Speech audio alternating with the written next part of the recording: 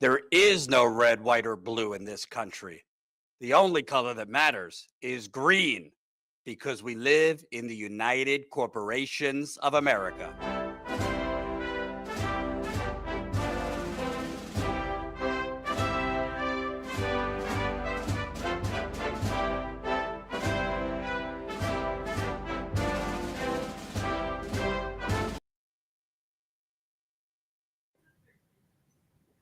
Hey everyone, welcome to the Status Coup live stream. This is Ashley, and I will be joined by the wonderful Zeynab tonight, and Colin, of course. If you guys missed the really wonderful news, Jordan and his wife just gave birth to their second child, River. So he will be out for a few weeks. So please do send some congratulations in the chat for Jordan and his wife. And Colin's pulling up a picture right now. He's absolutely precious. So again, please send your congratulations to Jordan and his wife in the chat. They deserve it. So he is going to be out for a few weeks on baby duty. I will be sitting in for him while he's gone, and Zaina will be with me. We'll be hosting the live stream on Mondays and Wednesdays. And yeah, there will be a ton more content coming from us to fill in the time where Jordan's not here.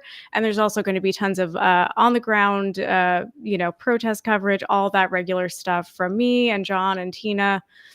So you guys will not be missing any Status Coup content while Jordan is out enjoying his new baby. So on to tonight's live stream. There's plenty to cover while the US kind of circles the drain, and we all go down with it. So the first thing that Zaina and I wanted to get to tonight, because it does have the potential to really impact working people and everybody's lives, is the continued tariff disaster. It has been, less than a month since the tariffs have first started.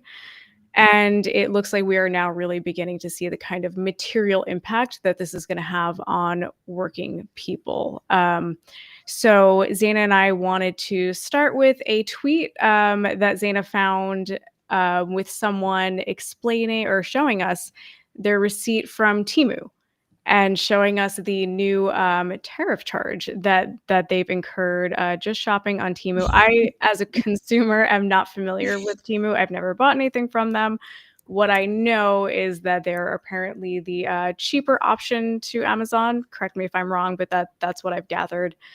And it looks like that is And there's not controversy with them being exploitative to workers, just like so much under this capitalistic system. But this really does illustrate how insane these tariffs are. Absolutely. Yeah. So in this receipt, again, you can kind of see a breakdown of the prices. So the item would have been 131. Oh no, I'm sorry. So there's a discount. So their total was $63. And the import charges on this $63 purchase ended up being $89. So the order total here is 156. So again, the import charge is directly a result of Trump's tariffs. So that's $90, which is more than this person paid for their product to begin with. So I mean that's kind of insane, and just gives lie to the whole China's going to be paying for these tariffs. It's not going to be working people. Clearly no. Like, we're seeing direct evidence now already that it's not working. It's not China that's going to be paying for it. It's working people. The tariffs are a direct tax on all of us, clearly. Mm-hmm. It's a direct tax on the consumer. Tariffs are a direct tax on the consumer. And we'll be going on to show sort of some of Trump's responses and Lutnick's comments. Trump's been floating this idea of an external revenue service. But these Temu imports are 145%. And that's an accumulation of various tariffs on goods coming out of China. And as Ashley and I were discussing earlier, there is zero infrastructure right now for us to magically start to manufacture everything that we need. Temu is just one illustration of the compounding problems that we'll be discussing today in this portion, because it's going to impact every single aspect of our lives. It's going to impact our shelves potentially being empty. It's going to impact, it is literally a tax on us. It is an external revenue service that is essentially an internal revenue service, because we are the ones that are bearing the burden.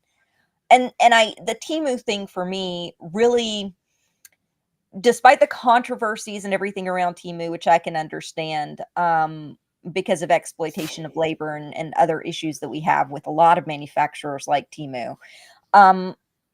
Putting that aside for a moment, it really does illustrate the fact that the cost burden comes back onto us. It shows that Trump's and Caroline Leavitt's and other people's propaganda is just a straw man. It's a straw man. Absolutely. Yeah, absolutely. And just like, everything else with this administration that was promised, from the president of the working people, we are the ones who are suffering the consequences. So, all of these things are just coming down the line for us. So we wanted to show another CNBC article talking about Temu again. So just reinforcing, like, Temu adds import charges of about 145% after Trump tariffs, more than doubling the price of many items. So again, like, it's not just this one person, showing a receipt. This is just what is going on right now. So this CNBC article reads, Chinese e-tailer Temu has started adding import charges of about 145% in response to Donald Trump's tariffs.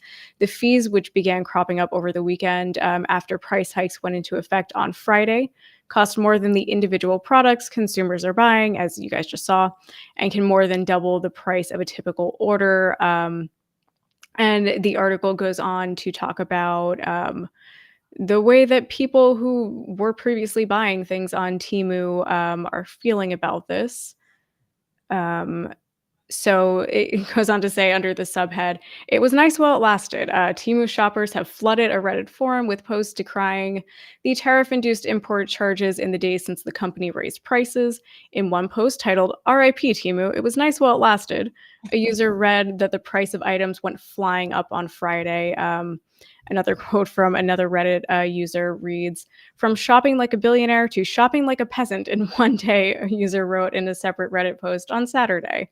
So again, like, regular working people are feeling this. And, like Zaina said, the Trump administration rolled out these tariffs saying, oh, we're going to bring manufacturing back. That was the whole point of this, to, revitalize our manufacturing sector. But there was no plan. We had, concepts of a plan as per usual with this administration, and no actual plan. And again, like you said, you can't just roll this stuff out in, like, I don't know, 3 weeks, when we haven't had like the flight of jobs, the offshoring of jobs started decades ago. And certainly the last 40 years have been characterized by exactly this.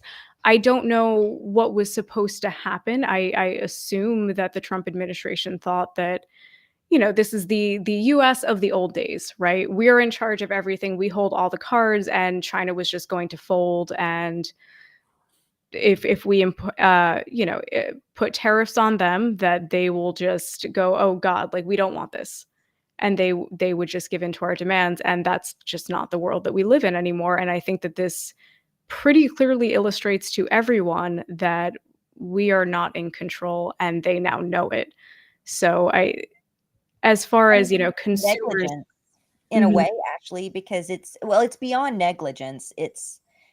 And this is my belief, but I think that we've had some indicators. Trump has already tweeted out, it's time to buy, right before he made the announcement for his first tariffs. Right before the first stock market dive. This is a grab and steal. This is robber barons creating a similar situation that we saw in 1929, an attempt to crash the markets and consolidate wealth so that small businesses can be absorbed into these multinational, but also conglomerates within the United States that already have hegemony over a massive amount of industries. This is death to small businesses, and they know it is. And this is intentional because it is, in my opinion, an intentional consolidation of wealth. And I think that that can be fettered out by the White House's response in their stock trading, him rolling back mandates against insider trading of his own administration just last week. So what we're seeing is in part, yes, ineptitude and ignorance, but I think even more than that, I don't think that a billionaire who's been trading in stocks for 40 years like Trump is this ignorant, and an administration that's stacked with billionaires don't understand how the stock market works and how tariff works. They're fully aware, but if our shelves go empty, if these tariffs are imposed, if we don't have an infrastructure for manufacturing, that means a consolidation of wealth and death to our small business sector, which I think is part of the intent. Absolutely. Yeah. I mean, it's all just so cynical. So cynical and just again not good for working people. So No. I wanted to move on to a piece from The Guardian from, I believe, just earlier today. So Trump tariffs prompt slump in shipment to U.S. ports. A number of vessels scheduled to arrive at Port of Los Angeles next week is down by almost a third year on year. So this article goes on to say, Donald Trump's increasingly erratic trade war has triggered a slump in shipments to the U.S.'s most important ports amid the growing risk of a recession in the world's largest economy. In the latest sign of the U.S. president's tariff policies rattling the economy, figures show the number of vessels scheduled to arrive at the Port of Los Angeles next week is down by almost a third on the same period a year earlier. According to data compiled from ocean carrier manifest records by Port Optimizer, the number of arrivals this week is on track to be down by about 11% on the same week last year. Separate figures reported by the Financial Times from Vision, a data provider, show container bookings from China to the U.S. fell 45% by mid-April compared with a year earlier. Economists have warned that Trump's trade battles will lead to a significant slowdown in global trade and come with a cost for U.S. consumers by pushing up prices and raising the chances of a recession. Washington has imposed a 145% tariff on Chinese imports and a blanket 10% border tax on all other countries, barring some exceptions. So again, this kind of just reinforces what Zaina and I have been saying, and just to kind of like very simply recap, less ships means less things that we import from China, which is just kind of everything barring some like agricultural products, which means more store shelves will be empty. And the things, that are there, as we already saw, are going to cost more for consumers. I don't see how this, helps the working person in this country. It's kind of a scary thing. I did a video on this on Friday, which should come out tomorrow. And, I already feel like by the time it comes out tomorrow, the situation has kind of, further degraded. It seems very clear that, again, I saw reports earlier that Seattle, ports in Seattle are basically just like ghost towns already. So, I don't know. If the ports are empty, again, that means that we're not getting things, and that means that you can't buy things at stores. So that could be anything from like Tylenol.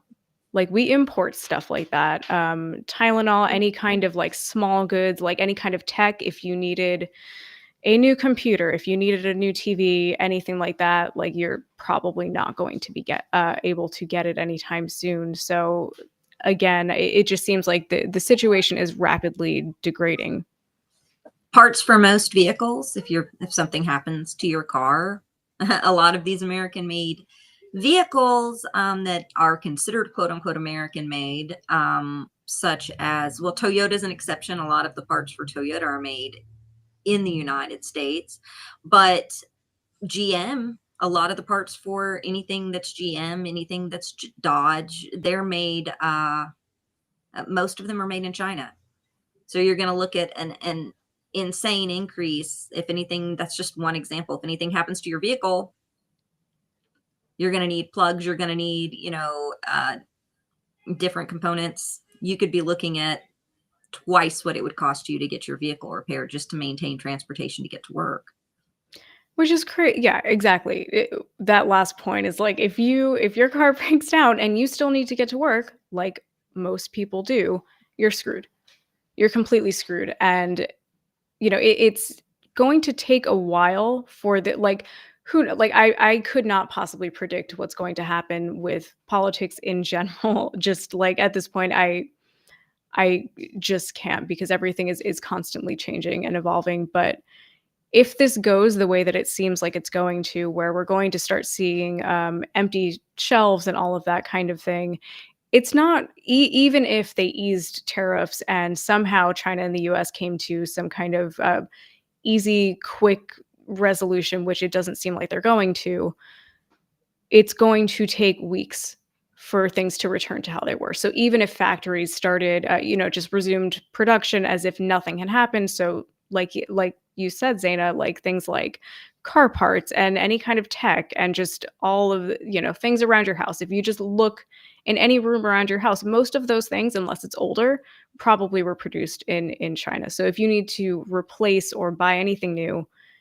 you're probably going to have a hard time with that. And again, like it will take weeks for those store shelves to start filling back up again. So it would take years for us to replace that manufacturing here, even if that was the goal. Like you had mentioned earlier, there is no infrastructure. There was no plan in place. Like I could see rolling out these tariffs slowly over time and building them up as we built up our infrastructure for us to do our own manufacturing in-house. But it's magical thinking. Yeah. No, it really is. It very much is magical thinking, especially, considering just the timeline, the time it would take to actually get us to a place where we can start producing the things that we have over, 40, 50 plus years outsourced. So we wanted to show you guys a tweet from the White House about Trump celebrating, you guys. He's Yes. like, this is amazing. Yeah, the bonanza for America is great. Everything's awesome right now. So this is a tweet from the White House, which says, when tariffs cut in, many people's income taxes will be substantially reduced, maybe even completely eliminated. It will be a bonanza for America. The External Revenue Service is happening, from President Donald J. Trump. I mean, this is ridiculous. This is just ridiculous. And this tweet was from a few days ago. This is from April 27th. It's from yesterday. Just yesterday. I mean, that is an insane thing to say yesterday, as reports are starting to pile in about, the COVID era, shortages and COVID era, like supply chain disruption. To be saying that now is just, these people are living on a completely different planet, or not. There's a much more cynical reading of that that's probably closer to reality. Say that it's worth the sacrifice when the people that are going to be hit the most are poor people, but and the middle class, the lower middle class, which the middle class is disintegrating. But to say that we should just suck it up and do this as, our patriotic duty, but there's no safeguards in place. In fact, they're rolling back regulations, they're rolling back assistance, they're rolling back, the other types of assistance to help us out. They just rolled back pre-K and childcare subsidies Friday, basically gutted childcare subsidies for people. So here's the thing. You guys may support the tariffs, which we would say potentially certain tariffs can be good if they are done properly and people can come to the table. U.S. manufacturing can be a good thing. There's another dynamic that you had spoken about, and you did a whole special on, which people, or a whole video on, which people should go and watch. And that's AI and automation replacing jobs. So not only are we looking at, once the manufacturing gets built, how many damn jobs is it going to replace? How many jobs? Who's going to be working those jobs? Is it going to be us, or is it going to be machines? And if it is machines, what are they going to do? Because machines have replaced basically clerks in grocery stores and everywhere with automated, teller systems. But yet we don't see the remaining employees getting paid more. We just saw a massive dip in employment in places like Kroger, Walmart, other places. Now they hire a quarter of what they used to hire. And those, we don't even see a cost in savings of goods. They're like, everything's going to be cheaper. Groceries will be cheaper. You know, all your goods at Walmart will be cheaper, and nothing, no price changes whatsoever, no increase in pay. We're going to be seeing this across the board nationally when we're looking at the potentiality of automation coupled with these tariffs. Like, there's no logical plan. That is the problem. And I see some people in the comments like, you guys are crazy, you're wrong, this is going to bring back, you know, manufacturing. I wish it brought back jobs. But also, do you want to work a job in a coal mine? You know, they're always I'm from Appalachia, they're always talking about bringing back coal jobs. It killed my people. My people died at 60. And no, I don't want slave labor in China or Thailand or wherever else doing the work either. We're missing the major problem here, and that's corporate exploitation. That is the problem now. That was a problem then. We didn't have manufacturing here because small businesses are buried and killed by massive conglomerates like Amazon, or we would have more. We would have more in-house U.S. manufacturing. So there's a litany of issues with this that aren't discussed by this White House, and they're going to cheer on a external revenue service when really those prices that are paid extra are paid by us, the consumer. We're not raising money from China is not paying that 145% tariff. The consumers are. Absolutely. Yes to all of that. I mean, that was all really, really well put. So I would say, Colin, if we can watch the clip from Commerce Secretary Howard Lutnick, you know, speaking of people promoting AI and, you know, the opening up more factories for robots to work in. So he's going to cut $1 trillion, and then we're going to get rid of all these tax scams that hammer against America, and we're going to raise $1 trillion of revenue. And our objective under Donald Trump is to balance this budget. And I'm telling you, you watch it, we're going to do it. If you get savings from these DOGE cuts, are you going to give any of this back to the American people? We keep hearing about these DOGE dividends. Well, think about it. Donald Trump announces the External Revenue Service, and his goal is very simple. His goal is to abolish the Internal Revenue Service and let all the outsiders pay. I mean, this is someone who is focused on America. Let's drive down our waste, fraud, and abuse. I'll give you an example. Cruise ships. You ever see a cruise ship with an American flag on the back? They have flags of like Liberia or Panama. None of them pay taxes. None of them pay taxes. Every super tanker, none pays taxes.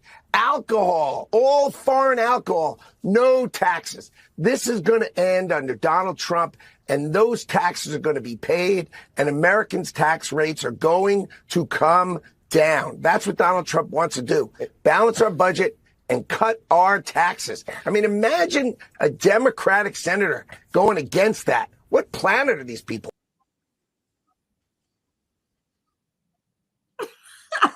That's insane. I would like to know what planet Howard Lutnick is on. He's on the Iowa CEO of Cantor Fitzgerald planet. I'm a multi-billionaire planet.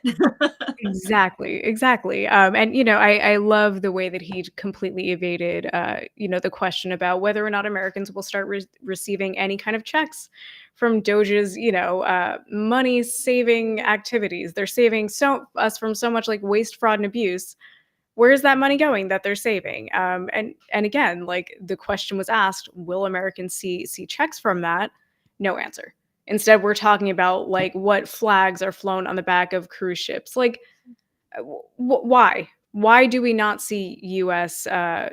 flags on the back of cruise ships? Because that's not where those companies are registered.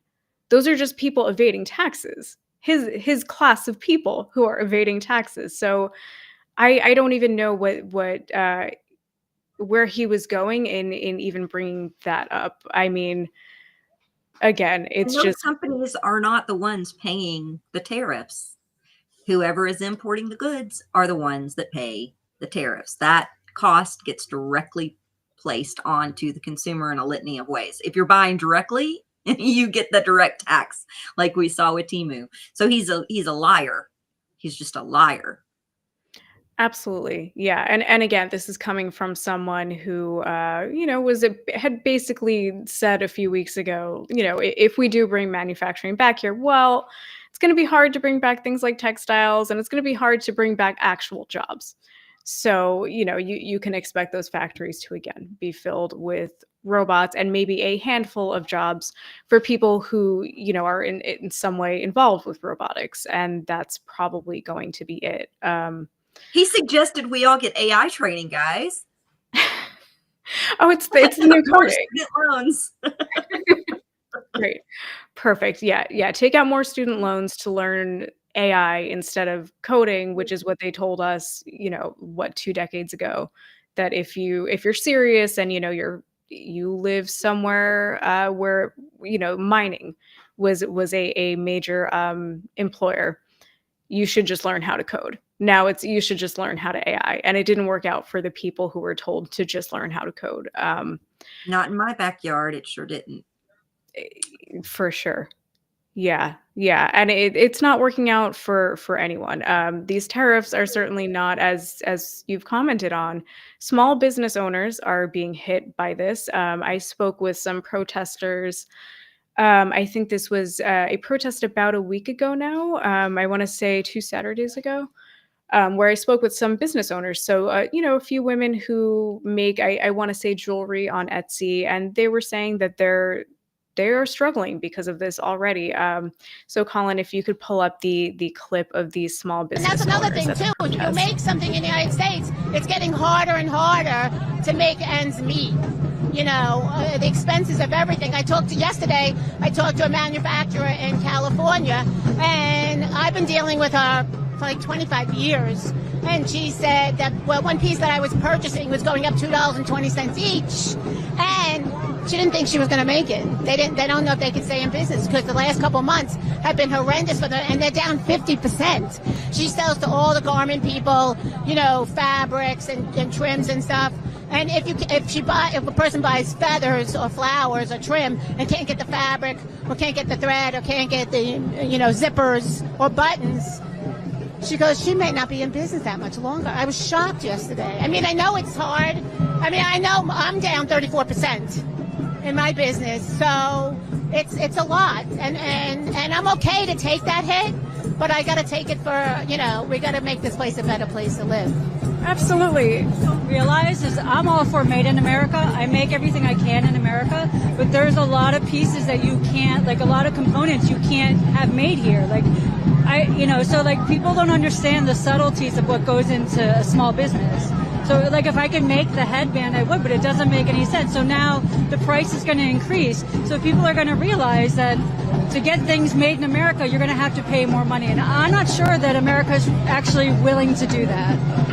So maybe it's a good lesson that people are going to have to learn what real made in America is and see what happens. Because you need to have a plan, and there's no plan with this administration.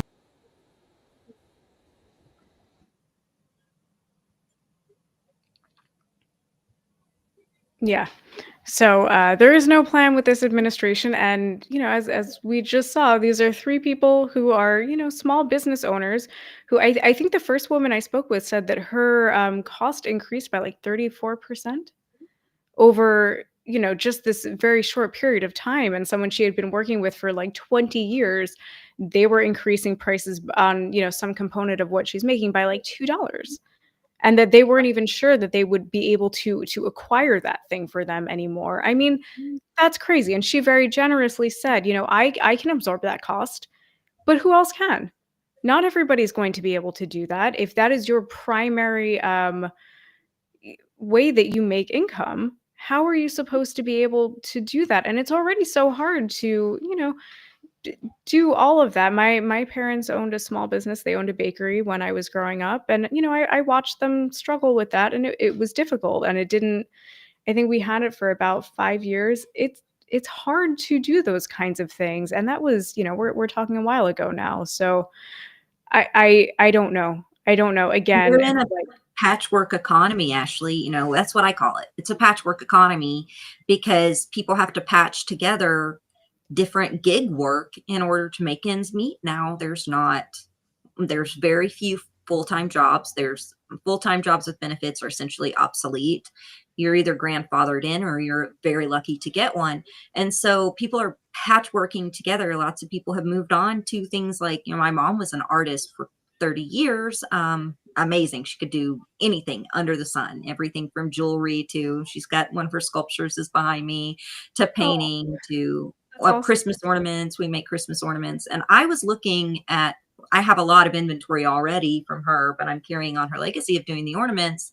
And I was looking at cost and I was like, everything is so much more expensive right now at this moment than it was a year ago. And then it was under COVID, all ready for the kinds of things that, you know, artists, like you were saying, artists and craftsmen and people like that need to create those, you know, homegrown, homemade products that you see on places like Etsy. And that's a real thing. And it's going to be a real burden because that's one of the few areas besides the service industry that we have left for work this day and age. And without the infrastructure for manufacturing jobs, that's not going to come back. Manufacturing, they've been telling us for 20 years, you know, people like Howard Lutnick, like we said, has been telling us for 20 years, is going the way of the dodo. Yeah, physical manufacturing jobs are becoming obsolete as well. Absolutely. Absolutely. So, you know, these people are just going to continue to struggle, as you said, trying to make some kind of patchwork living, cobbling together whatever they can. And this administration is certainly not doing anything that would help to make that any easier for them or alleviate this burden in any way. So I also wanted to we wanted to show you guys a tweet that we saw earlier that is darkly funny. So Colin, if you could pull up the tweet about the quote from Jamie Dimon. So here's this tweet. Wall Street Journal now reporting that Jamie Dimon told investors last week that the best case outcome is now a recession for the U.S. This was at the same closed-door meeting where Scott Bessent told the same investors that the current tariffs on China are unsustainable. How much louder do they need to get before asset prices get the message? And it goes on to say a flurry of closed-door meetings. Trade negotiations were top of mind at the International Monetary Fund meeting in Washington last week. In a closed-door talk hosted by JP Morgan Chase in front of over 500 investors, Treasury Secretary Scott Bessent said that he expects negotiations with China will take between 2 to 3 years, and that the goal wasn't to decouple the two economies, people who attended the talk said. JP Morgan's CEO Jamie Dimon addressed the crowd afterward and said he believes the best case outcome from the trade war would be a mild recession for the U.S. economy. So, I mean, I don't know what to say. A mild recession, putting it nicely. Yeah. That is our best case outcome here.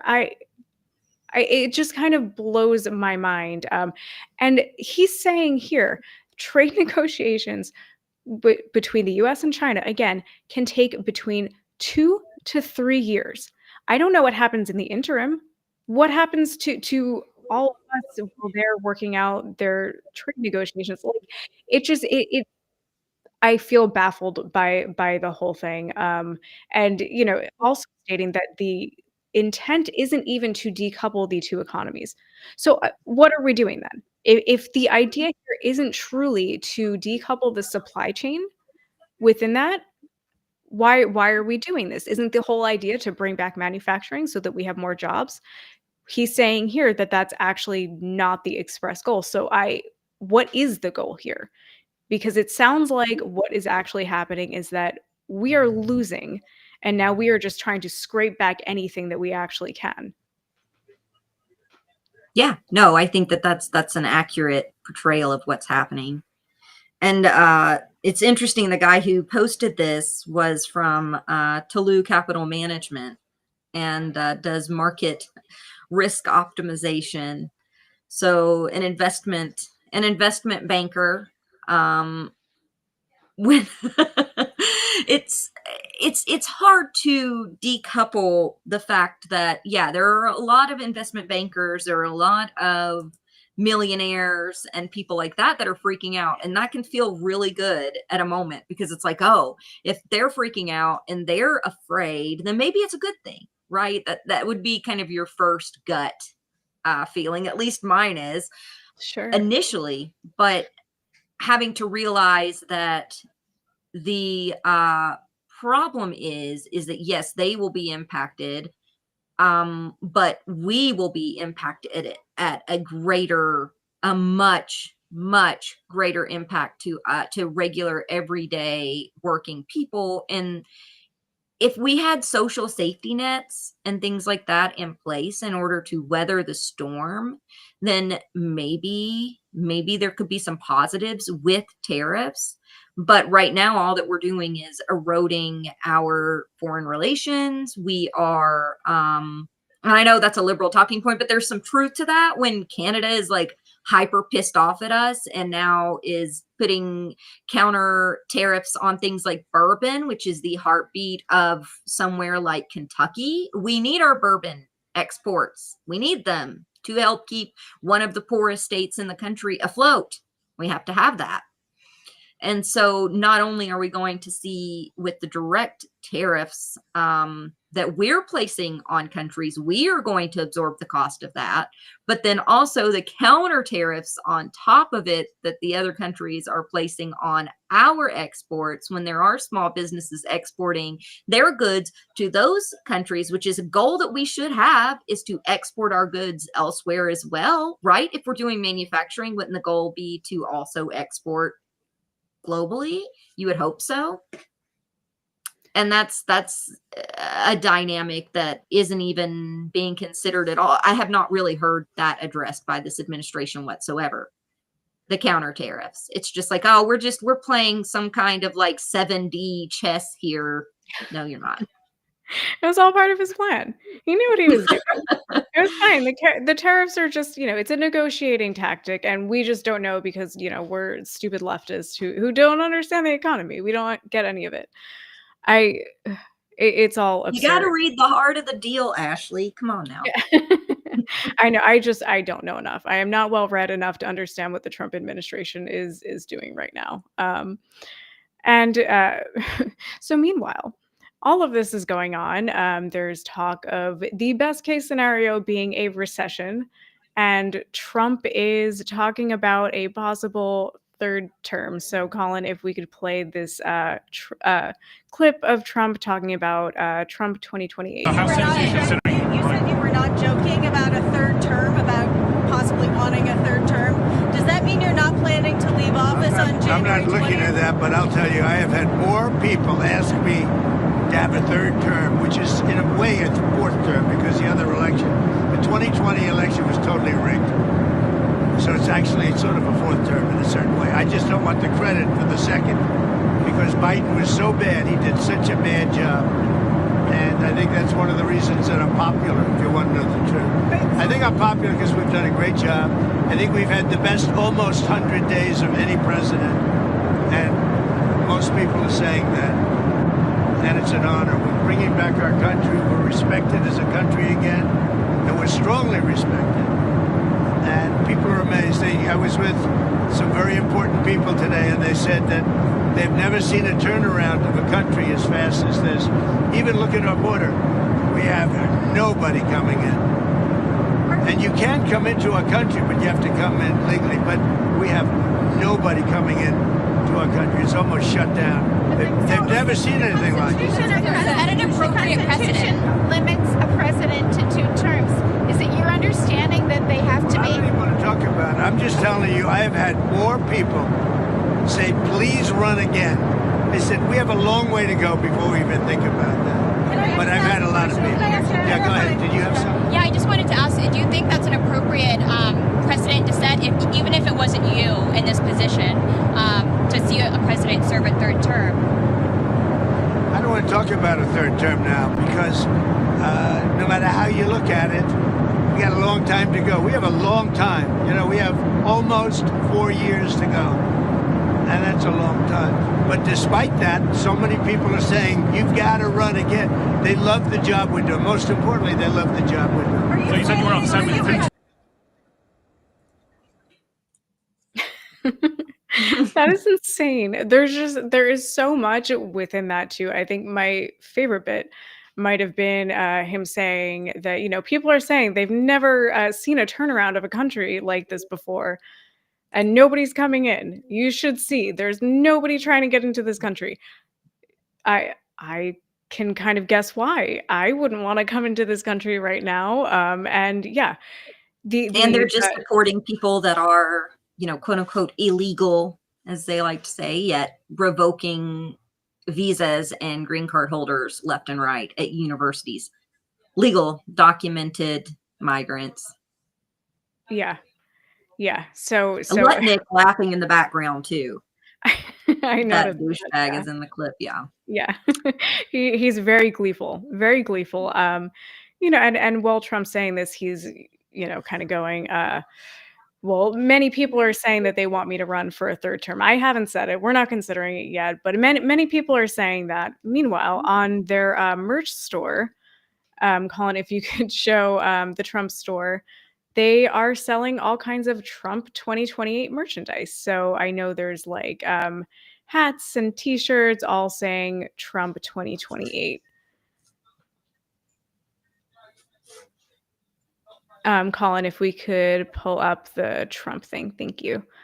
Yeah. So, I mean, you can see here, Trump 2028. And you with your $50 Trump. Yeah. That's crazy. That is crazy. So, the economy is crumbling.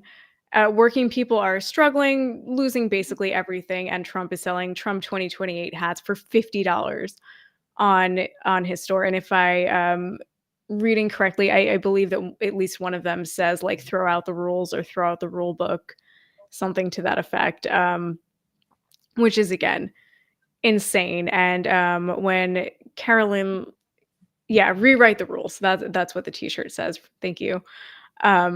When Caroline Levitt was asked about this, she said something to the effect of like, well, they're cool. I think people will really like them. All this merch is really cool. And it's just, I don't know. It's just insane. And, we talked about this earlier, and it kind of feels like it's just, another distraction from the tariffs, from all of the havoc that he's wreaking on the economy and the way that people are struggling. And it's becoming harder and harder for them to kind of make people go along with the line that like, well, it's going to be just short-term pain.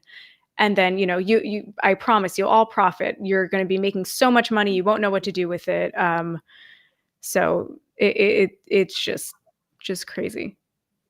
And that's what it is. It's like own the libs, red meat for his base. It's basically trolling from the White House. Yeah, which is great. That we're living in like great times when we feel like we're being trolled from the White House, the person who is elected to represent all of us, not just his MAGA base, all of us. So again, it's crazy, and he's also talking about like the kind of like distraction that he's trying to, like the keys he's jingling in front of all of us. He had also posted, Colin, if we can pull up the post about Christopher Columbus Day. So Trump says, I'm bringing, and this was a post on Truth, I'm bringing Columbus Day back from the ashes. The Democrats did everything possible to destroy Christopher Columbus, his reputation, and all of the Italians that love him so much. They tore down his statues and put up nothing but woke, or even worse, nothing at all. Well, you'll be happy to know Christopher is going to make a major comeback. I'm hereby reinstating Christopher Columbus Day under the same rules, dates, and locations as it has had for all of the many decades before. So again, just, kind of trying to distract all of us with, more culture war nonsense. Yeah. And, I had wanted to find a good Sopranos meme with Tony Soprano telling his son how Christopher Columbus is a hero in their house, but I couldn't find one. So we'll just have to mention it, and you guys can find it. And if anyone finds it, feel free to post it on Twitter so that I can see. But yeah, it's again just more like, don't pay attention to the prices at the grocery store. Don't look at your wallet. If you were laid off during the mass layoffs of federal workers, don't pay attention to that, because we're doing all these great things for you guys. You know, we have all this merch on our website. We have we're de-wokeifying the holidays. We have Christopher Columbus Day back, because I know everyone's clamoring for that. We have the Gulf of America now. Everything is just fantastic. Don't pay attention to the fact that you are not just struggling, but you are struggling so much more than you were just about 100 days ago. And all of this is happening while we saw that they will be discontinuing quality checks on milk. So that's another thing that's going on, just over the last few days. And there's just so many issues like this that keep popping up that it's very hard to even kind of keep track of everything. Yeah, we're going to see a lot more on top of the quality checks on milk is just one of 100 other things that are happening, right? Hundreds of other deregulations that are happening right now, especially under executive orders and under almost every department. I mean, we've talked about here 1,000 times over how feckless the EPA already was, and the USDA, and how it needed to be strengthened because it wasn't playing its proper role. We've brought on people like Stephen Donziger to talk about it in its coverage that Jordan has done for a very long time. So we're not saying that these institutions were perfect, but what is happening now is a further erosion of what little safeguards we had. The ones that did work is what is being chipped away now. Absolutely. And, agencies like the EPA and OSHA, they were the only, and like you said, they're nowhere near perfect. They do not do nearly enough of what we need, but they were the only ones that actually have the teeth to actually impose any kind of penalties on companies that are in violation of environmental law. So they're the only stopgap measure that we have to keep our air and our water clean. And again, that is with the caveat that they are barely even doing that. So with them gone, we get nothing. So it's just kind of crazy. So we had a lot of other things that we wanted to get to. Zeynab and I we're very busy putting together this some topics to talk about. So I do want to move on to talking about Eric Adams and his response to the Pro Palestine protests that took place in the city over the last few days. So I wanted to show you guys a tweet from Eric Adams, again, talking about the pro-Palestine protests.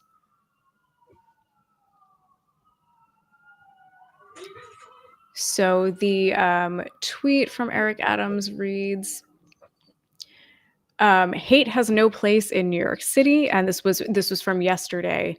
The NYPD is investigating a series of incidents stemming from clashing protests on Thursday that began when a group of anti-Israel protesters surrounded the Shabbat Lubavitch. I'm sorry, I'm having trouble pronouncing that. Zeynab, me. Thank you. World headquarters, a Jewish house of worship in Brooklyn. Initial reports indicate that one female protester was isolated from her group, harassed by counter-protesters, and suffered injuries. In another incident, a second woman was surrounded and subjected to vile threatening by counter-protesters. While one arrest was made and several summonses were issued, we are actively working to identify additional individuals involved in these specific incidents. We urge anyone with information to contact the NYPD immediately. We also ask the women who were assaulted to come forward, as we have been unable to locate them so far. I commend the NYPD officers who handled this dangerous situation with professionalism and restraint. Let me be clear, none of this is acceptable. In fact, it is despicable. New York City will always be a place where people can peacefully protest, but we will not tolerate violence, trespassing, menacing, or threatening. Hate has no place in our city, and those responsible will be held accountable. So, a cowardly statement from our mayor, or my mayor in New York City, Eric Adams. This was in response to two really just like vile incidents. One was a woman who was followed by and we're going to show you these videos, but I just want to, mention what they're both about first. But one of them was a woman who was followed by a mob after a protest a few days ago. And you can see in the video that she is completely surrounded with, counter protesters hitting at her. Like, I think someone like threw a garbage pail at her, and one NYPD officer also looking frightened himself, kind of trying to lead her away. And then the other one is a woman who was also hit in the face with a brick for protesting for Pro Palestine protesting. So, Colin, if we can look at the drop site news article of the first woman who was hit. So, so you can see the photos here, like her face is bloodied, bandaged, and the post from drop site reads, the only thing that gives me some joy is that while all the Zionists were celebrating and laughing at me, I'm over here thinking, y'all hit a Jew with a damn Israeli passport. Great job. So this woman is Jewish with an Israeli passport.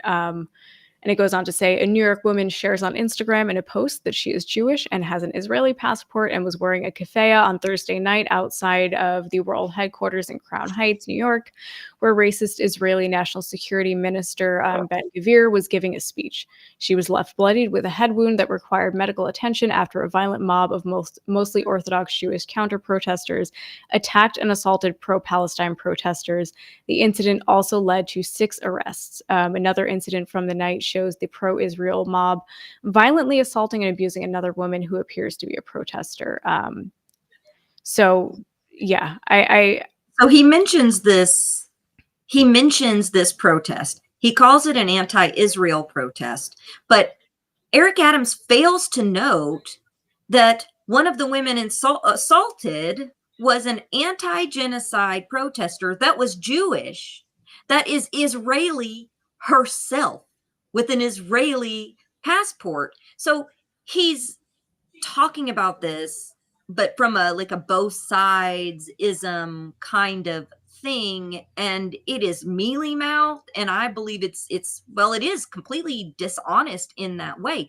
He doesn't explain that they are there to protest Ben-Gvir, who is a known architect of the Gaza genocide, of the Palestinian genocide, of Palestinian apartheid.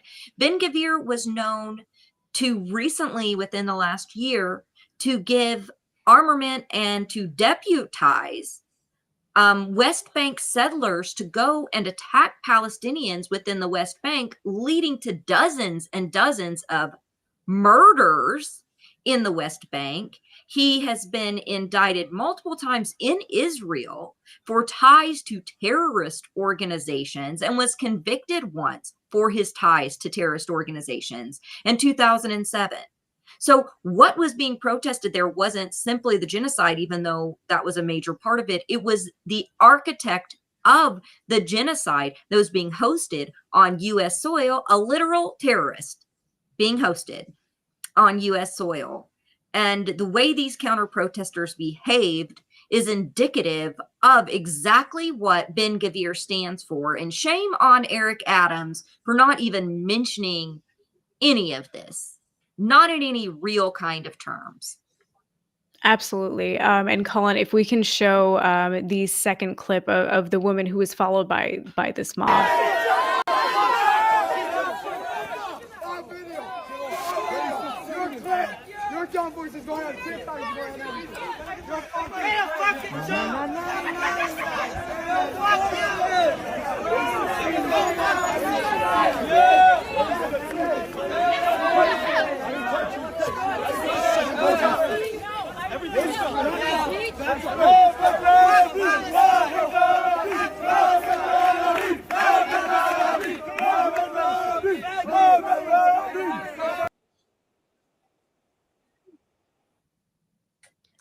I mean, that's insane.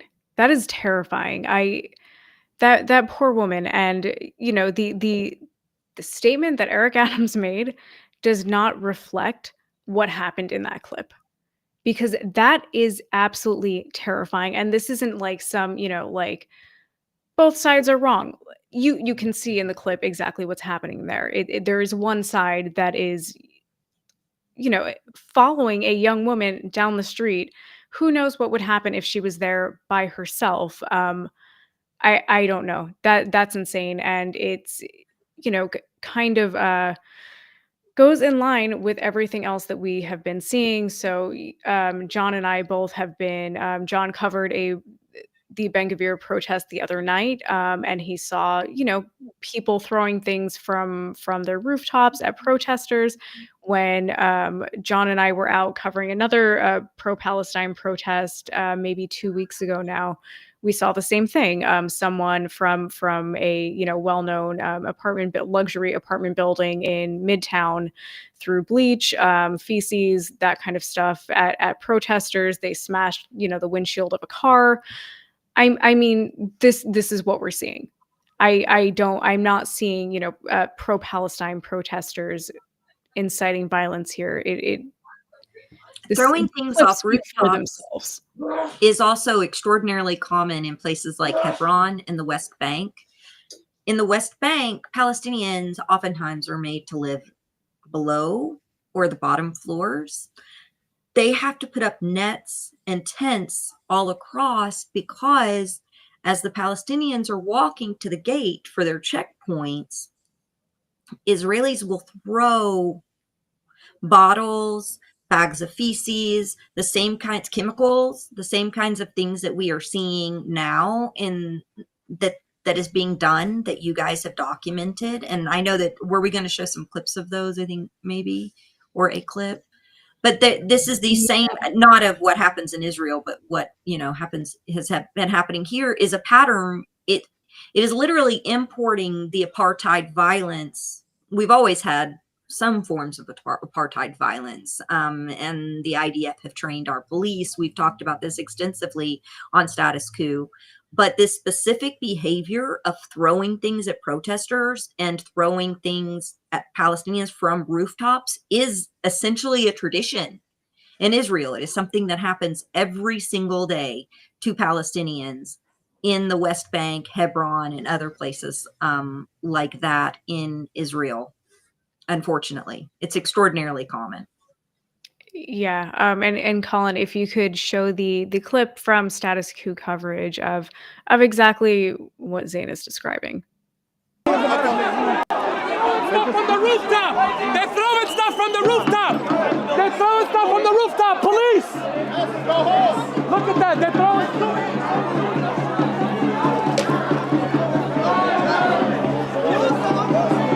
They throwing buildings? Oh, bro!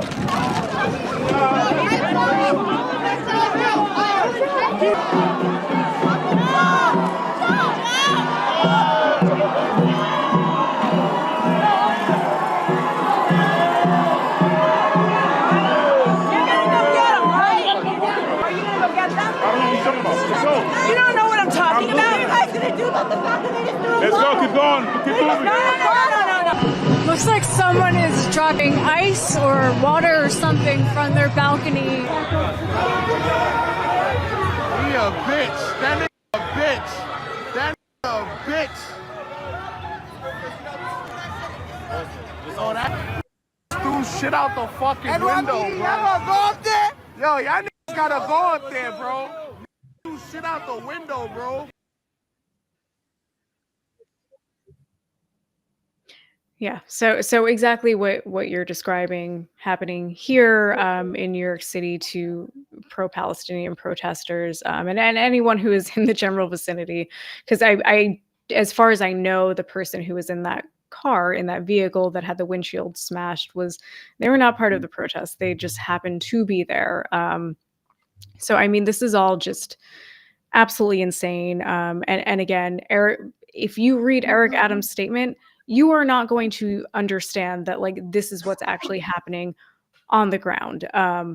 So it's just absolutely crazy. And abdication of duty as a mayor is what we're looking at.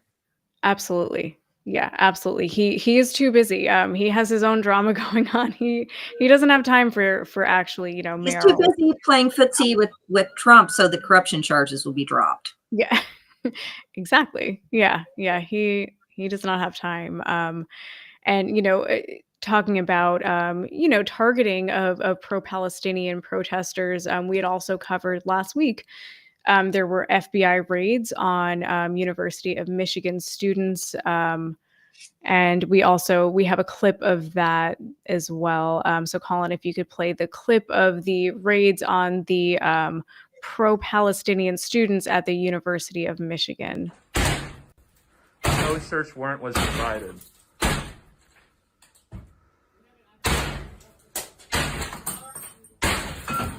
Show me your hands now. Hands up. Back this way. You got a bunch of stuff.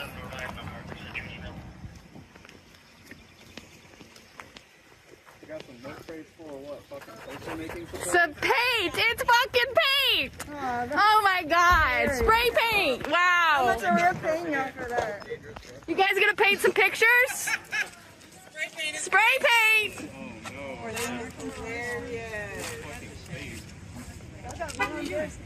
Yeah, you gotta put that paint away real quick. That's what you found was paint! You found paint! It's on the wrong car. Paint on shit. There's also envelopes. The first one they had was envelopes. There was like papers, like paper, like yellow padded, manila envelopes, like mailing stuff.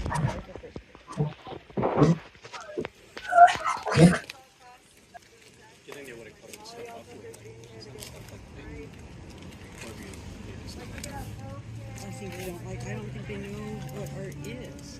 I think this one looks like she's about to take a pee on the back.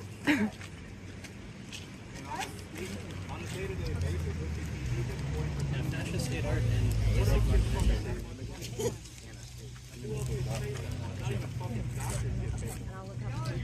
So I mean, you can see in the clip, the police broke in their door to get into the residence, and this happened at 3 different residences of, again, students who were part of the pro-Palestinian movement. And as you can see, police found nothing. So, as far as I can tell from people I've spoken to about this, it seems like this is more of like a broad like phishing activity. So, the FBI and local police are looking for things that they can charge these students with, and they found spray paint. They found spray paint and manila envelopes. And, as one of the people in the video commented, do you guys know what art is? Like that's what we're using this for. We're using spray paint to make art because they're students. Like the whole thing is just absolutely insane, and just, speaks to broader trends in the country. Yeah, absolutely. And we're also looking at, and we covered this, Pam Bondi had said, when was it, on Friday, I believe it was, that they're going to go into homes, completely ignore the 4th Amendment, and just raid homes in case someone is harboring a potential terrorist, which is what they're labeling pro-Palestine protesters as.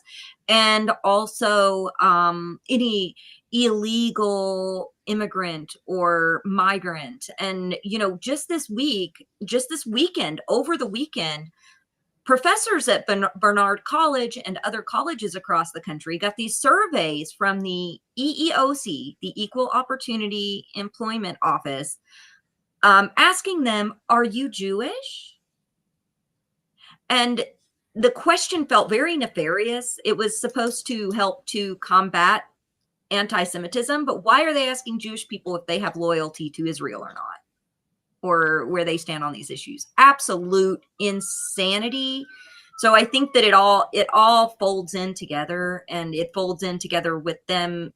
And I will say this was a supporter submitted video from someone who watches Status Coup. So if you want to help support Status Coup financially, you can go to and help throw us a little bit our way so we can keep doing this coverage, you can go to statuscoup.com/join, but you can also go to our website at statuscoup.com in order to submit things like this. If you see something like this in your neighborhood, please let us know. Please record, because recording is the best way to keep yourself safe so that you have some kind of documentation of what is happening if you're able to. And if you see anything like this happening, please let us know, and we'll share the story. And if you have to submit it anonymously and you just want to share the video, I understand being nervous to come forward, and we would be happy to chat with you. But these types of videos, like was sent in to us, is how we stay informed, because if this hadn't been sent in to us, we wouldn't have known that this happened. So thank you so much to the individual who submitted the video so that we could see firsthand what's going on across the country, because it is going on across the country. This is just one example. Absolutely. Yeah, absolutely. And, just throwing it out there, John and I are going to be going on the road very, very soon. So, if you can support us, please do so that we can keep, like Zeynab said, showing you things that are happening across the country. John and I are in New York City. Zeynab is in Kentucky. So, we're all spread out. And if we are able to, we would like to be able to go to different places and see what's really happening with working people around the country. And again, just to echo what Zeynab said, yeah, if you see something going on, let us know. And, we will be happy to talk and follow up with all of that. One of the other things that Zeynab brought up that was interesting about some of these stories, like the one that we were just covering, is the story of local police who are involved with these raids potentially getting kickback bonuses for rounding people up. So, Colin, if you could pull up the CNN article. So the CNN article is how local agencies are partnering with ICE to arrest an increasing number of immigrants. And the article goes on, across the U.S., local agencies have become immigration enforcers under a federal program officials say strengthens public safety, but critics warn spreads fear, erodes trust, and threatens the fabric of immigrant communities. Known as the 287 program, it was created under the 1996 Illegal Immigration Reform and Immigrant Responsibility Act and allows ICE to authorize state and local law enforcement officers to perform specific immigration enforcement duties under ICE's supervision. The program is seen by some as a way to rev up President Donald Trump's efforts on illegal immigration as the Department of Justice moves to prosecute state and local officials accused of impeding that effort. This is just crazy. Zeynab and I were talking about this earlier today, and it's like, I don't know, just a way for people who already have racist tendencies to act out those tendencies and fantasies. It's just crazy to me, cosplaying as like ICE agents for however long to get some kind of bonus. I don't know. You want to be a jackbooted thug? Guess, and you join the police department already, because white supremacy is a problem in our police department. Rage Against the Machine had that right. You can also be deputized by ICE, just like Ben Gvir did in the West Bank, and go out and for a weekend round up migrants for fun. And you have people like Kristi Noem out there rolling around with the libs of TikTok's chick. What's her name? Rychek. They were wearing like ICE gear a couple weekends ago and were going around in like Humvees. And then they're like, oh, it's so exciting. We're now going to like put on our civilian clothes and get into, unmarked vehicles so that we can go hunt migrants. It's like some kind of United States Hunger Games, birth of a nation, KKK shit. It is. And what's disturbing is that Okay, so the CNN article does mention that this law to be able to deputize people does go back to 1996. However, it's important to remember that ICE did not exist in 1996. ICE was only implemented and founded under the Department of Homeland Security following 9/11, and the rules and training that ICE has to follow compared to what Customs and Border Patrol has to follow is extraordinarily laxed. The background checks and the ways that you become an ICE agent is extraordinarily lax compared to Customs and Border Patrol. Now, I'm not saying Customs and Border Patrol are angels either, but I am saying it's far more rigorous, and the training to become a CBP agent is far more rigorous. So when this was implemented in 1996, these police officers had to go through a litany of training over months to be able to participate. And now they're just deputizing people overnight for a weekend in order to carry out these mass deportations without due process, completely skirting due process. So on top of deputizing people, just like what we showed the video of the guy, the guys that were waiting outside in the courtroom in civilian clothes to round up a migrant in North Carolina. We've seen the arresting of a judge, a U.S. Federal judge recently because of, her stance on you should not be in a courtroom because this will send a chilling effect. And that's part of the problem. Is this intimidation is intentional? This intimidation is being done so that people won't come to court if they have an immigration hearing. They won't come to court if they have a speeding ticket. And then the administration can use the excuse that they didn't appear at court to round them up because they have, they have missed a court date. So all of this is tied in together. So these thugs that you see, a lot of these thugs that you see, these jackboots out there in civilian clothes wearing facial coverings like the KKK, these guys, a lot of them are deputized police officers.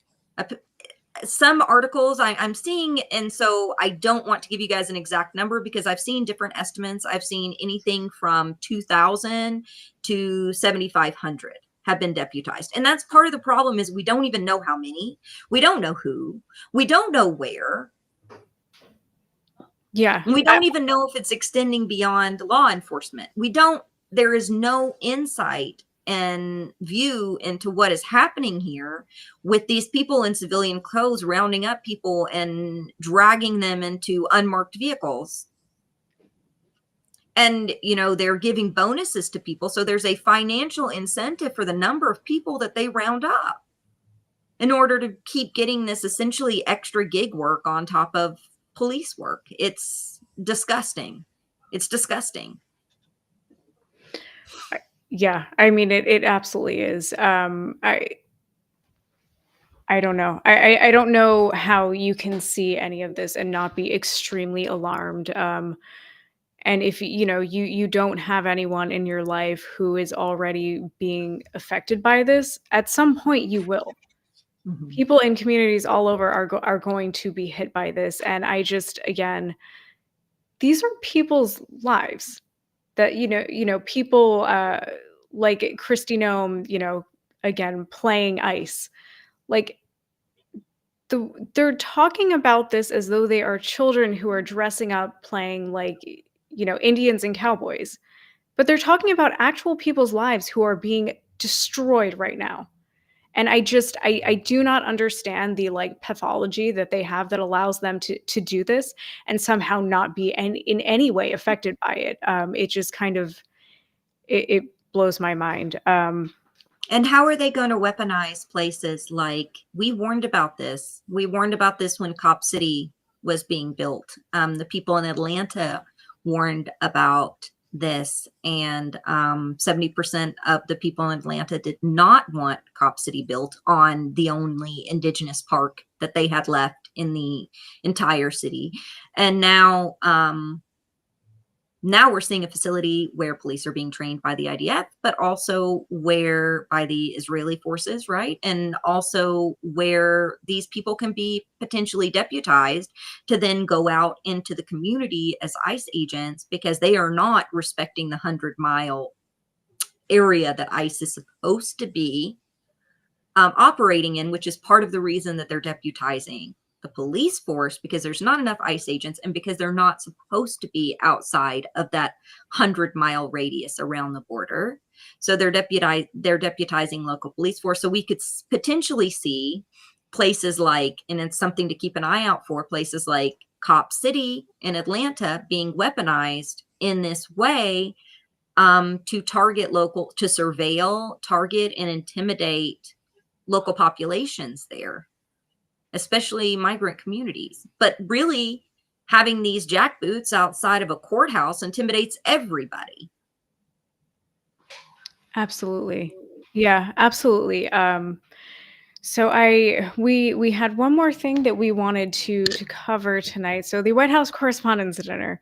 So the White House Correspondents' Dinner took place, and there was apparently no comedian this year. So none of that was happening, and it looks like there was a protest outside of the dinner, in favor of the to bring attention to the journalists who have been killed in Gaza. So there were 234 journalists who have been killed covering the genocide in Gaza so far. We wanted to show a clip from Sam Husseini being dragged out of Blinken's conference for asking questions about Gaza last year. So Colin, if you could pull up this clip.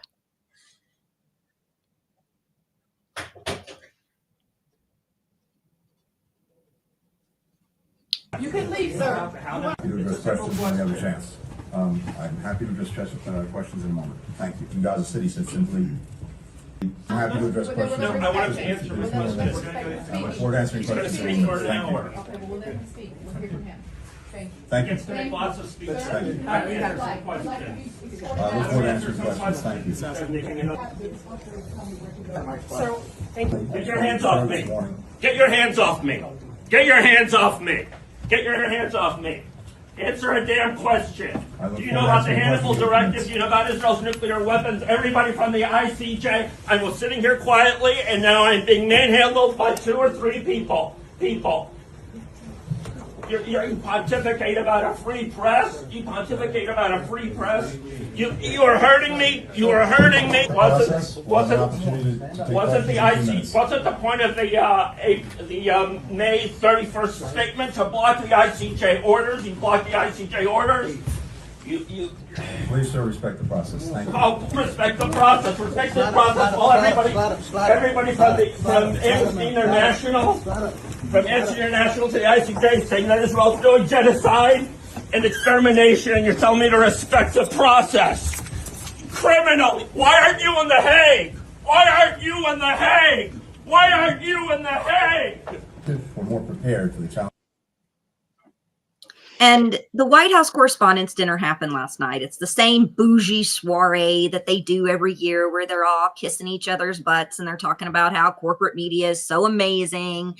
And, they give out awards to all these journalists who did White House reporting. Sam Husseini is a journalist that sat there for a year and a half and got gaslit every single day regarding the genocide in Gaza.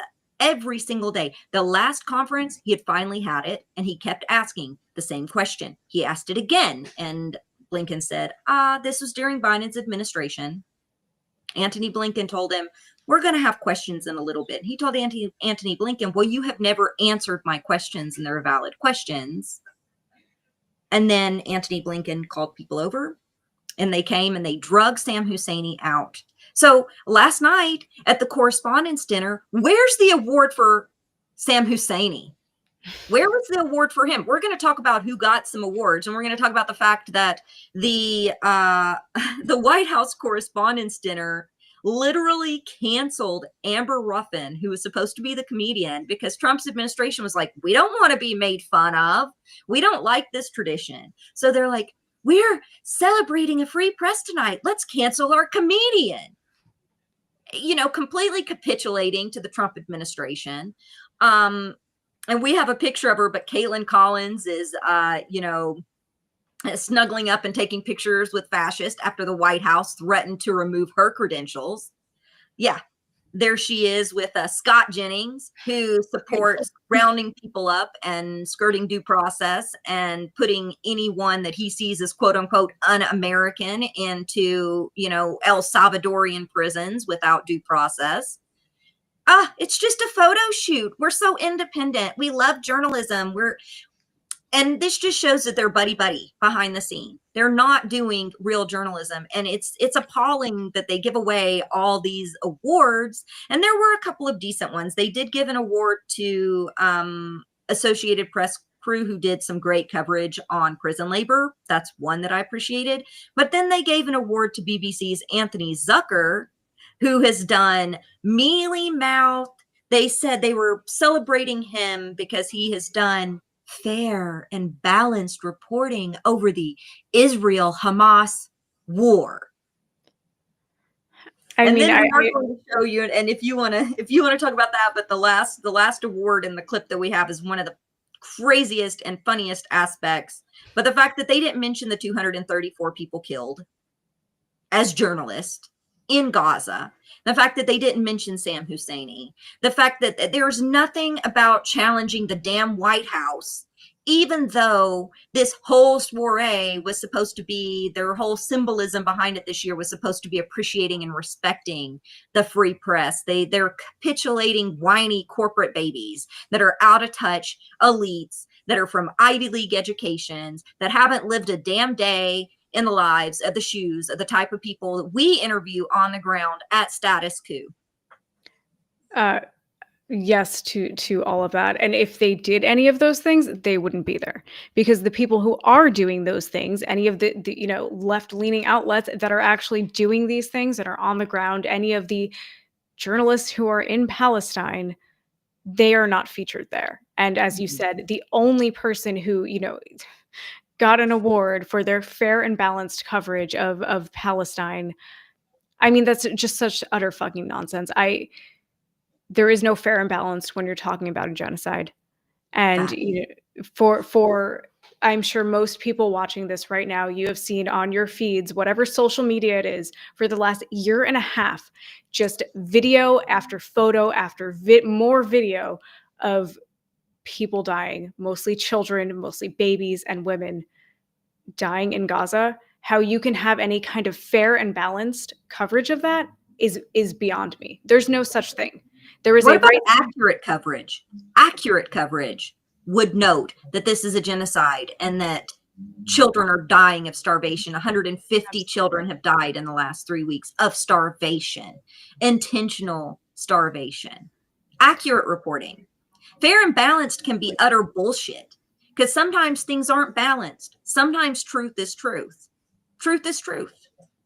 Absolutely. And when there's a genocide happening, there is a genocide happening. And, you know, I think to people who want to just see the news, or that, you know, they want that quote unquote fair and balanced coverage, there's no such thing.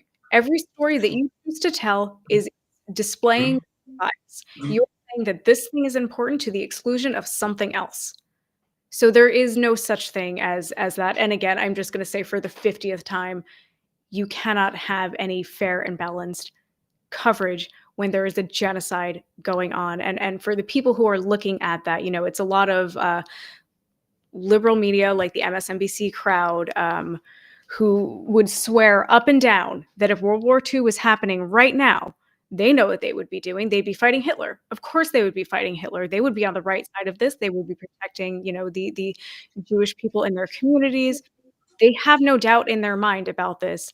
They are full of shit and they don't know themselves. Because again, there's a Holocaust happening right now. And they are all on the wrong side. So we can move on to the clip that you found. I believe, from the Correspondents dinner that you Yeah, a little comic relief. a little, yeah. We will end that rant with something a little bit lighter. The winning photograph shows President Joe Biden walking from the podium in the White House after the signing ceremony for the $95.3 billion package of aid to Ukraine, Israel, and Taiwan. This is what the judges said about this extraordinary photograph. A somber President Joe Biden, then wrestling with historic challenges, from international crises to domestic calls for him to end his re-election campaign, is centered in the image, yet surrounded and visually almost overwhelmed by the physical infrastructure and historic weight of the White House. The only other living human in the picture is looking away from Biden, but the president is not unseen. He moves under the gaze of a reflective President Lincoln, completing this striking portrait of both a sitting president and the presidency itself. Here to accept this award is the inimitable Doug Mills himself. That is so fucking pathetic. It's so pathetic, and just the like faux poetic language used to describe that, how, you know, the I don't know, architectural elements are visually overwhelming Biden. Like, shut up. It's just such utter nonsense, and that is what got an award. That's the thing. When there are people out there who are doing real work, as we were talking about earlier, there are people like our own John Farina, who went to Ukraine a couple of years ago and made a whole documentary and was actually in danger.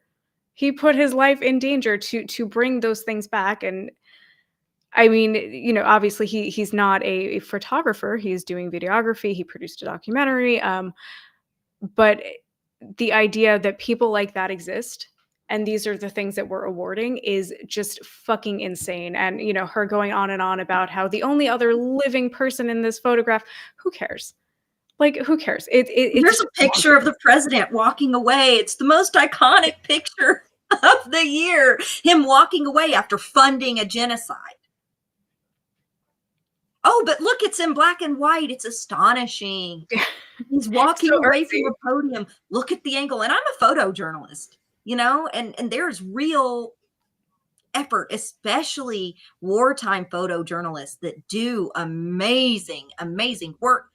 What the hell? He's sitting in, Doug Phillips is sitting in the White House and is like, you know, in a black and white photo of Biden walking away from a damn podium. You're absolutely right. It's asinine and it's embarrassing. It's embarrassing. You want to celebrate free press, and then, you know, each of these people get like a $2,500, you know, award for what they've done. And nobody who won any award was any real independent journalist whatsoever. It was the Associated Press. It was Reuters. It was, you know, the New York Times. So it's just like a circle jerk of like corporate media, like patting each other on the back for their shitty ass coverage that doesn't ever get to the heart of anything and is out of touch. Who cares? Biden walked away from a podium. Who cares? I care about what he signed that day, which was a bill to arm war and to blow people up. And that seemed to just be glossed over. Oh, look at his pensive face after he just signed to bomb babies. I mean, come on, man. Yeah, I 100% agree. Again, it is pathetic. The things that we are awarding in this country, and the idea that, you know, he was just, as you already said, just like, I can't get this image out of my mind that, like, you know, on the one hand, you have him just sitting in a chair. He just happened to snap a good photo. He's like you said, just snapping away, just sitting there doing nothing. And there are people on the other side of the world who are actually, you know, actually doing something. And to get, you know, one photograph of in a war zone, again, you're putting your life in danger. And he's just sitting there in a chair while Joe Biden is funding a genocide miles and miles away. Site News just lost one of their contributors in Palestine last week, who was intentionally targeted and bombed. Yeah, and I don't know. The juxtaposition between those two things is deeply saddening, I think.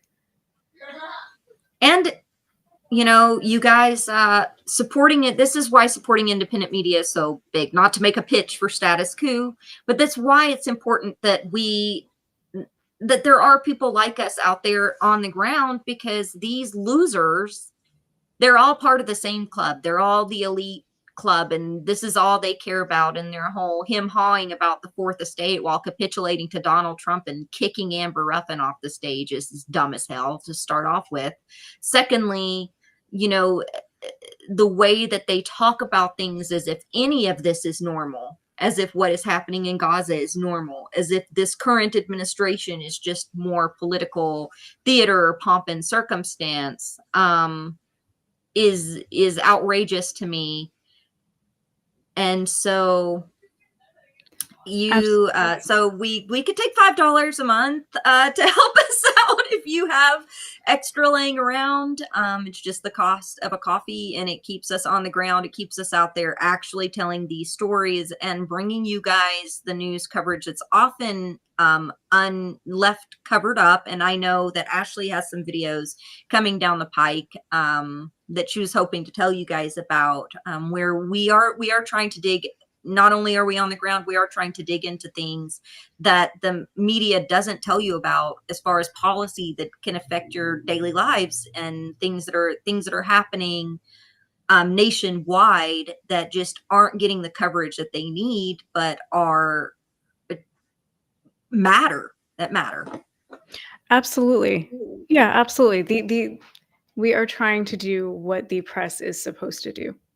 We are supposed to speak truth to power, and we are supposed to stand up for people who don't have a voice, or tell them the things that they need to know. We should be telling working people the things that actually matter to them. So that is what we are trying to do here at Status Coup News, and there will be plenty of more content that is centered around working people and the things that they need to know, and not, corporate media whitewashed bullshit, essentially. So I think that's we're hitting the end of this live stream. The first with just me and Zaina. We're going to read some super chats before we go. So Colin, if you could pull up the super chats, and then I will read some. So this is from PB and Jam. Thank you, PB and Jam. Canada loves America. We just don't like the color orange. Thank you. We appreciate that and understand completely. From Denise Columbia. Hello, Denise. You got to read Mein Kampf to understand the Trump administration. Only book the stooge ever studied. Thank you, Denise. I mean, yeah, for sure. PB and Jam became a member. Level status cool. Thank you again, PB and Jam. We are very happy to have you. Happy to have you. Glad to have new members. Chart GBT. Make the flag purchasable, please. Welcome, Ashley. Thank you for the welcome. And yes, we should have more flags available to everyone. They're very cool. There's one behind me right now. I finally put it up and got a little bit more set up in here, so hopefully everyone can see that that's a Status Coup United Corporations of America flag behind me now. So yeah, everyone should have those available. And if we don't have any more super chats, then I guess this is the end of our live stream. And Zaina, Ashley, what do you have coming up? I think you have a couple of videos. That is a good question. I do have a few things coming up. So I think tomorrow there's going to be I'm going to be talking about tariffs. So a video about tariffs. Hopefully by the time it goes up, things will not have escalated to a degree that it's all kind of there's just so much more that could have been talked about. But if so, we will stay on it. We're going to keep on the story no matter what. And I have some interesting interviews coming up this week as well. So I spoke with someone just earlier today who has a really just incredibly emotional and just completely harrowing story of their experience dealing with United Healthcare Insurance.